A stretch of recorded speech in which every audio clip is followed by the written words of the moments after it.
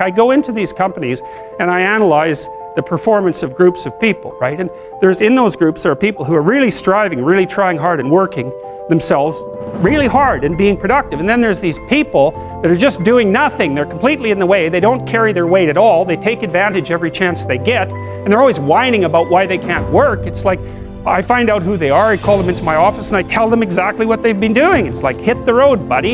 You've had your run of it. And I thought, oh yeah, okay, fair enough.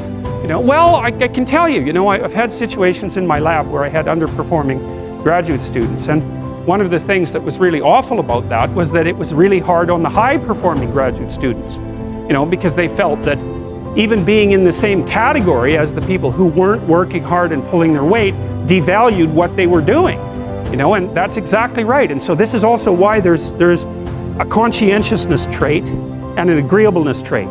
Because conscientious people judge you on your accomplishments, right? They don't give a damn about your feelings, not a bit. It's like, are you doing the work or not? Whereas agreeable people think, well, your mother's sick and you've got a bunch of family problems and we all have to take care of each other, and it's no wonder that you're having a rough time. And like, you can't say that one of those attitudes is correct and the other isn't correct. You can't say that. There wouldn't be those two dimensions if there wasn't something correct about both of them.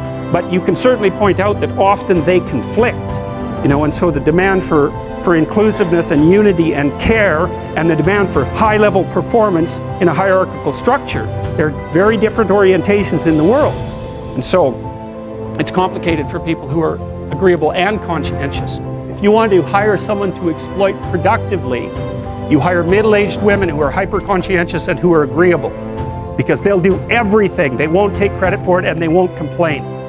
And that's nasty, and I think that happens all the time. And so one of the things you have to be careful of if you're agreeable is not to be exploited, because you'll line up to be exploited. And I think the reason for that is because you're wired to be exploited by infants. And so that just doesn't work so well in that actual world. And one of the things that happens very often in psychotherapy, people come to psychotherapy for multiple reasons, but one of them is they often come because they're too agreeable. And so what they get is so-called assertiveness training, although it's not exactly assertiveness that's being trained. What it is the ability to learn how to negotiate on your own behalf. And one of the things I tell agreeable people, especially if they're conscientious, is say what you think. Tell the truth about what you think. There's going to be things you think that you think are nasty and harsh, and they probably are nasty and harsh, but they're also probably true.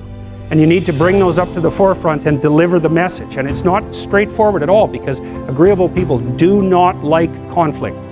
Not at all. They smooth the water. And you can see why that is in accordance with the hypothesis that I've been putting forward.